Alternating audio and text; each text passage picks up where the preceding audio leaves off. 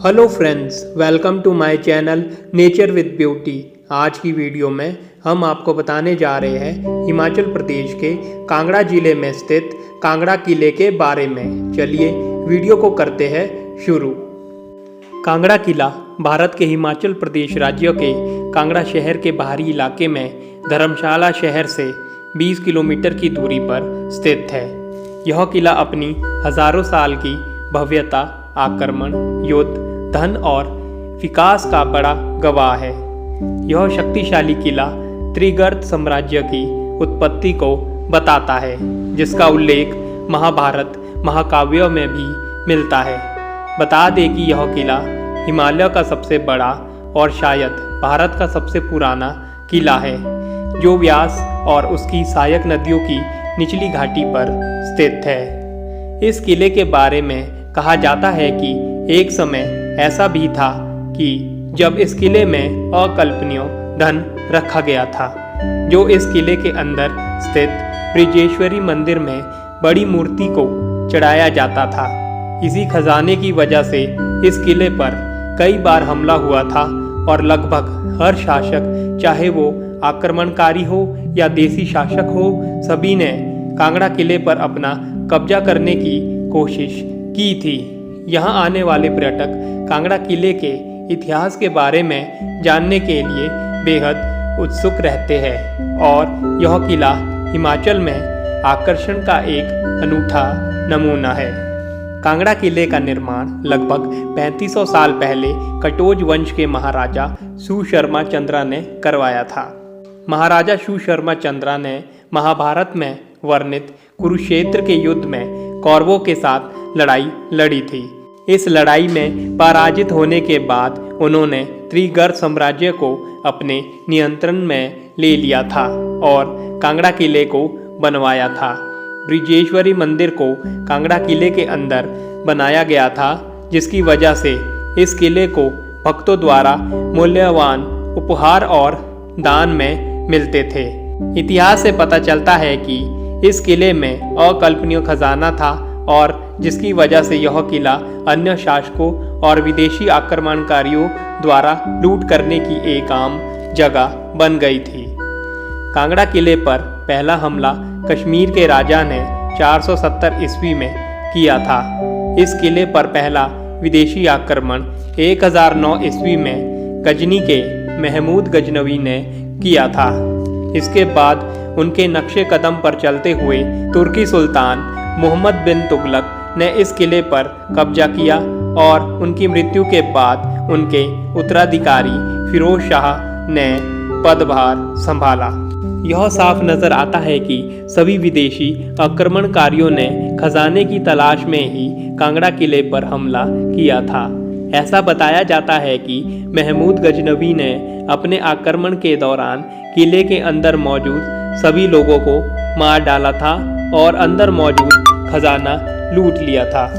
1615 में अकबर द्वारा तुर्की शासकों से कांगड़ा फोर्ट को पुनः प्राप्त करने के 52 असफल प्रयासों के बाद उनके बेटे जहांगीर ने 1620 में किले पर अपना कब्जा कर लिया।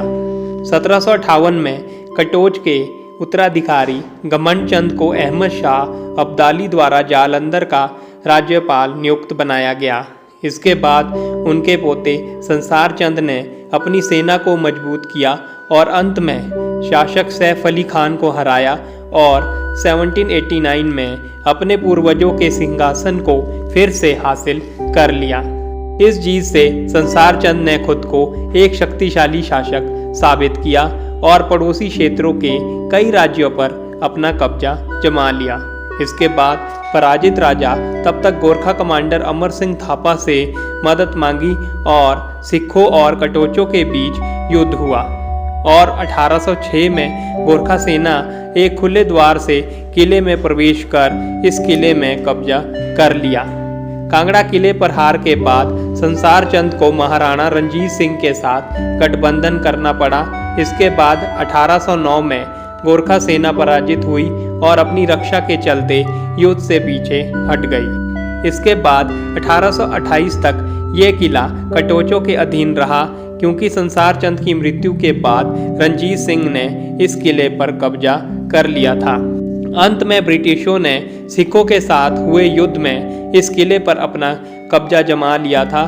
कांगड़ा किले का इतिहास युद्ध, खून, छल और लूट से भरा पड़ा है। इस किले की दीवार जब तक मजबूत रही जब तक कि ये 4 अप्रैल 1905 भूकंप में नहीं डूबा था। कांगड़ा किले का प्रवेश द्वार एक छोटे से गलियारे से होकर जाता है, जिनमें 2 गेट लगे हुए हैं, जिनको फाटक कहते हैं। इस गेट पर मौजूद शिलालेख से पता चलता है कि यह सिख काल के बाद का किला है। इसके बाद एक लंबा और सकरा रास्ता आहानी और अमीरी दरवाजा से होते हुए शानदार किले के शीर्ष की ओर जाता है। बाहरी द्वार से लगभग 500 फीट की दूरी पर यह मार्ग एक तीखे कोण पर एक मोड़ लेता है और जहांगीरी दरवाजे से होकर निकलता है, जिससे पूरी तरह से मुंहमंडल इमारत दिखाई देती है। और इसके नाम से यह लगता है कि 1620 ईस्वी में किले पर विजय प्राप्त करने के बाद जहांगीर द्वारा इसको बनाया गया होगा। एक सफ़ेद संगमरमर का स्लैब जो एक फारसी शिलालेख था, उसके 2 टुकड़े 1905 में बरामद हुए थे। हालांकि अब कांगड़ा का यह किला ज़्यादातर खंडर हो चुका है, लेकिन एक बार वहां खड़े होने वाले शाही ढांचे की परिकल्पना आसानी से की जा सकती है। कांगड़ा किले में जो एक बेहद खूबसूरत संरचना है वो है इसकी छत। इसकी छत से भी आपको शानदार नज़ारा देखने को मिलता है। कांगड़ा आने वाला प्रत्येक पर्यटक कांगड़ा किले के अंदर बनी हुई वॉच टावर तथा भगवान लक्ष्मी नारायण मंदिर और आदिनाथ मंदिर को देख सकते हैं। अगर आप कांगड़ा का प्लान बना रहे हैं तो आपको बता दें कि यहाँ जाने के लिए सितंबर से जून तक का समय सबसे अच्छा है।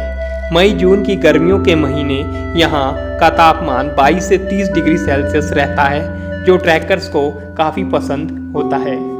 कांगड़ा किला सुबह 9 बजे से शाम 6 बजे तक खुला रहता है और सप्ताह के सभी दिन खुला रहता है।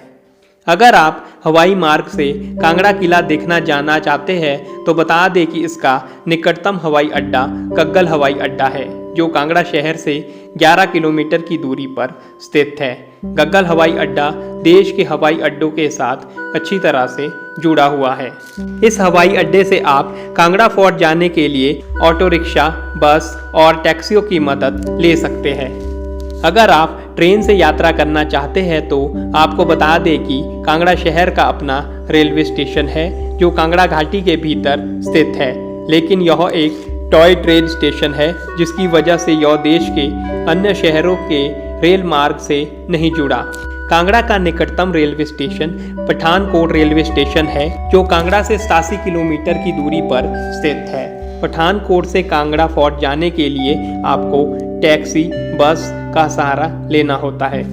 आप सड़क मार्ग से भी कांगड़ा आ सकते हैं। देश के अधिकांश हिस्सों से कांगड़ा के लिए परिवहन सुविधा उपलब्ध है। तो फ्रेंड्स, ये थी हिमाचल प्रदेश के कांगड़ा जिले में स्थित कांगड़ा फोर्ट के बारे में कुछ रोचक जानकारियाँ।